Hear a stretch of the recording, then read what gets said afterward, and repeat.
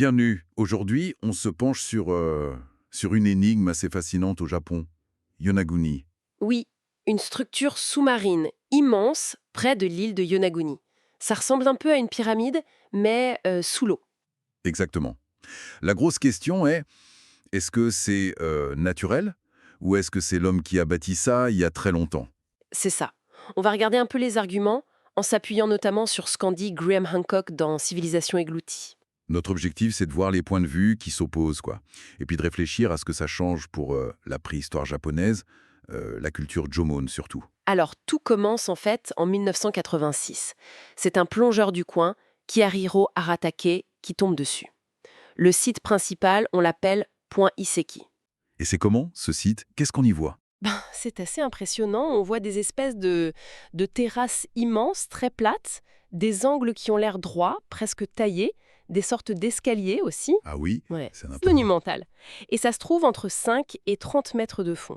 Il y a même d'autres points intéressants à côté, comme Tatigami Iwa. Tatigami Iwa. Oui, là-bas, il y a une forme rocheuse qui fait penser, mais alors vraiment penser, à une tête humaine monolithique.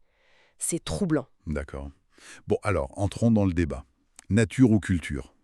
Il y a donc cette thèse de l'origine humaine, portée par le docteur Masaaki Kimura. Tout à fait. Kimura, lui, il insiste sur la régularité des formes. Les terrasses, les murs bien droits, pour lui, ça fait pas très naturel. Il parle aussi de sculpture, non? Exactement. Cette tête dont je parlais, ou une autre forme qui ressemble à une tortue, il y a aussi ce qui pourrait être un chemin, voire un tunnel. Hmm. Et puis, un argument euh, assez fort selon lui, le long du chemin principal, il n'y a quasiment pas de débris rocheux. Or, si c'était juste l'érosion naturelle, on devrait trouver des blocs tombés, logiquement. C'est vrai que ça interpelle. Voilà. Du coup, il propose une datation assez audacieuse. Ah oui, il date ça à quand? Il suggère que ça aurait été construit en surface il y a 8000, peut-être 10 000 ans, avant que la mer ne monte après la dernière glaciation. 10 000 ans.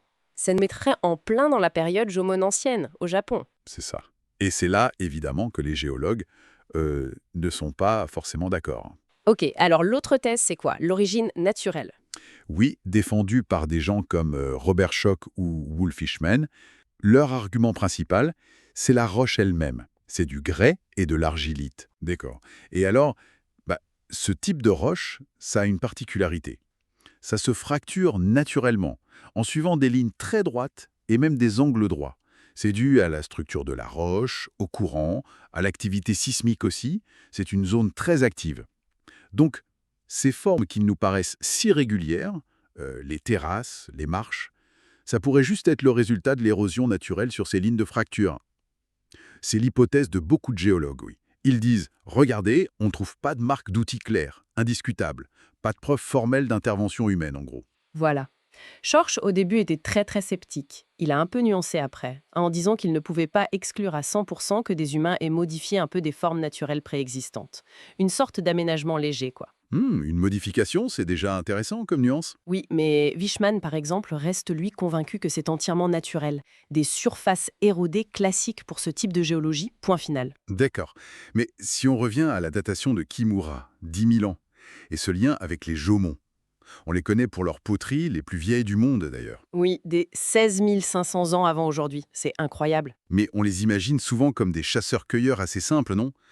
Pas forcément des bâtisseurs de structures mégalithiques sous-marines. Ben, justement, c'est peut-être là qu'il faut nuancer notre vision des Jomon. Ils n'étaient peut-être pas si simples. On sait qu'ils travaillaient la pierre. Ah oui. Oui, ils ont construit d'immenses cercles de pierre, comme ceux d'Oyu, dans le nord, des vrais monuments collectifs. Et ils avaient aussi un culte des pierres sacrées naturelles, les Iwakula. Donc, l'idée de travailler la pierre, même à grande échelle, n'était pas étrangère à leur culture. Exactement. Donc, pour certains chercheurs, imaginer une forme d'architecture en pierre, même très ancienne et aujourd'hui sous l'eau, ça colle pas si mal avec ce qu'on découvre sur les Jomon. Ça ouvre des perspectives. Alors, au final, que penser de Yonaguni? Ça reste une énigme, clairement. Une énigme fascinante, oui. On n'a pas de preuve définitive dans un sens ou dans l'autre. C'est un site exceptionnel, ça c'est sûr.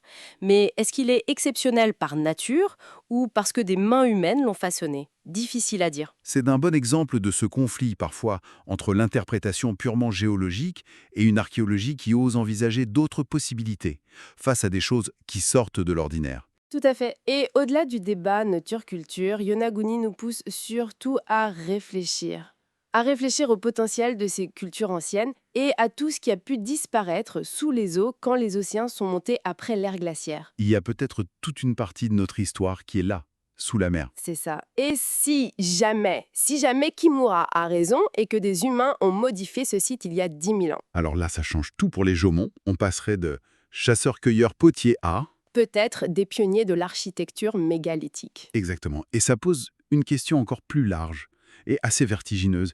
Yonaguni, c'est un cas. Mais combien d'autres sites comme ça, combien d'indices sur notre passé lointain dorment encore au fond des océans, attendant d'être découverts? Quelle part de l'histoire humaine est encore submergée?